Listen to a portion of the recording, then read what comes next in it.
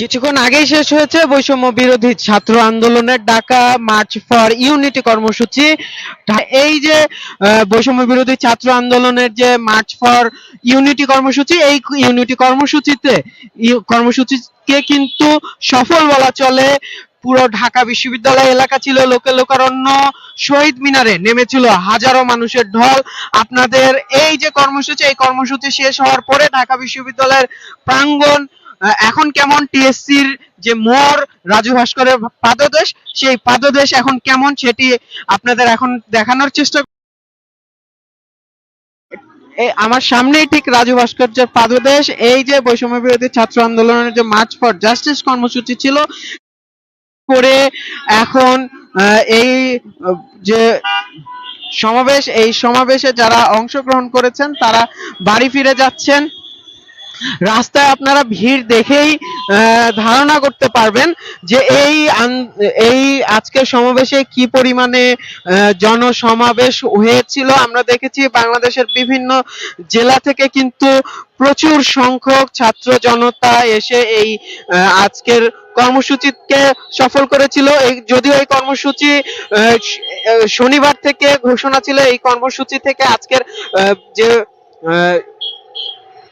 বৈষম্য বিরোধী ছাত্র আন্দোলনের সমাবেশ, এই সমাবেশ থেকে ঘোষণা ছিল যে জুলাই বিপ্লবের ঘোষণাপত্র পাঠ করা হবে। তবে সরকারের হস্তক্ষেপে সরকারের পক্ষ থেকে জুলাই বিপ্লবের ঘোষণাপত্র পাঠ করার ঘোষণার পর থেকে একটি জরুরি সভা করে বৈষম্য বিরোধী ছাত্র আন্দোলনের নেতারা।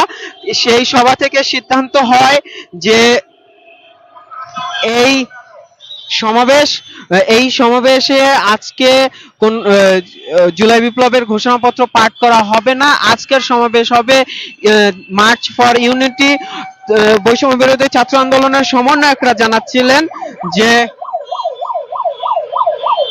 বৈষম্য বিরোধী ছাত্র আন্দোলনের সমন্বয়করা জানাচ্ছিলেন জুলাই 5ই আগস্ট শেখ হাসিনার পতনের পর থেকে কিন্তু এই সারা দেশে যারা আন্দোলনকারীরা ছিলেন তারা একত্র হননি, কোনো রিউনিয়ন হয়নি। তারা আজকে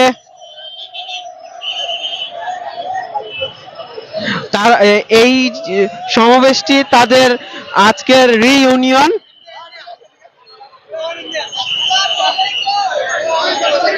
আমরা দেখছি একটি মিছিল এখান থেকে চলে যাচ্ছে। চারপাশে কিন্তু প্রচুর ভিড়, প্রচুর মানুষের জনসমাগম। আমরা এখন শহীদ মিনার থেকে এগিয়ে এসেছি রাজু ভাস্কর্যের পাদদেশে, টিএসসি মোড়, যেটি টিএসসি মোড়ে। এখান থেকে এখানে সাধারণ মানুষ যারা, সাধারণ শিক্ষার্থী যারা এই আজকের সমাবেশে যোগদান করেছিল তারা এখান থেকে বাড়ি ফিরছে, যেহেতু আজকে 31st নাইট, অর্থাৎ ওকে আমি ওই যে আপনার দেখেন স্যান্ডেল মাছ, ঠিক আছে আমি আছি আইটি হ্যাঁ এই আপনি স্যান্ডেল মাছ আপনি আছে না ওখানে আছে।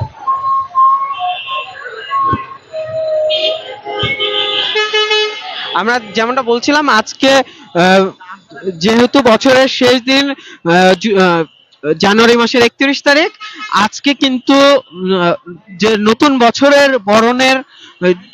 বছরকে বরণ করে নেওয়ার জন্য বিভিন্ন জায়গায় বিভিন্ন অনুষ্ঠান পালন করবে। ঢাকা বিশ্ববিদ্যালয়ের কর্তৃপক্ষের সিদ্ধান্ত অনুযায়ী, প্রক্টোরিয়াল টিমের সিদ্ধান্ত অনুযায়ী ঢাকা বিশ্ববিদ্যালয়ে বহিরাগত কেউ আজকে ইউনিভার্সিটি ক্যাম্পাসে অবস্থান করতে পারবে না। সেই কারণে 7টা বাজে প্রক্টোরিয়াল টিমের পক্ষ থেকে একটি অভিযান চালানো হবে।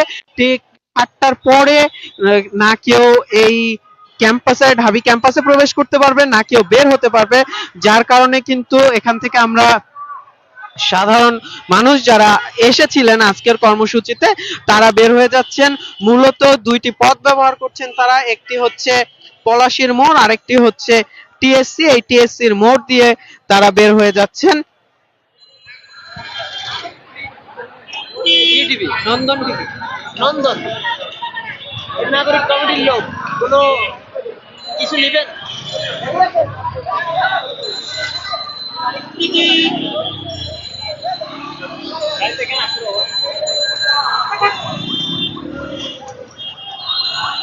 আমরা এখন আছি ঢাকা বিশ্ববিদ্যালয়ের রাজু ভাস্কর্যের পাদদেশে। আপনাদের দেখাচ্ছি এই বৈষম্য বিরোধী ছাত্র আন্দোলনের যে মার্চ ফর ইউনিটি কর্মসূচির শেষ হওয়ার পরে ঢাকা বিশ্ববিদ্যালয়ের অবস্থা। আমরা আজকে এই মার্চ ফর জাস্টিস যে কর্মসূচি, এই কর্মসূচিতে যে শহীদ মিনার প্রাঙ্গণ কিন্তু লোকারণ্য দেখেছি। এখানে যে শেখ হাসিনার যে আহ, প্রতীক ছবিটি ছিল, সেই ছবিতে যারা এসেছে তারা কিন্তু জুতা নিক্ষেপ করছে। এই আপনারা জানেন এটি নিয়েও দুদিন আগে একটি কন্ট্রোভার্সি তৈরি হয়েছিল। আহ, কর্তৃপক্ষ এই মূর্তিটি, এই যে ছবিটি,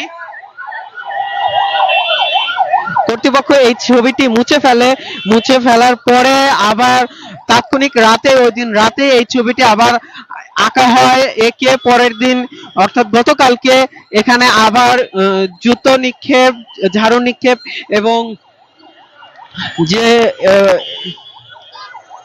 এই আন্দোলনে এই এই যে আন্দোলনে যে শেখ হাসিনা সরকার, ফ্যাসিস্ট সরকারের যে অত্যাচার ছিল, সেই অত্যাচারের প্রতিবাদ জানিয়েছে।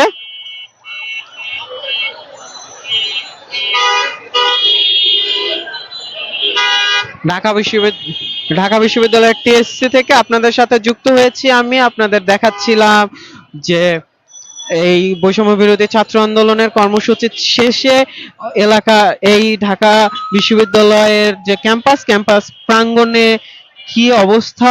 এতক্ষণ আমাদের সাথে থাকার জন্য ধন্যবাদ। নন্দন টিভির সাথে থাকুন। নন্দন টিভির ইউটিউব চ্যানেলটি সাবস্ক্রাইব করতে ভুলবেন না, ফেসবুক পেজটি লাইক করতে ভুলবেন না।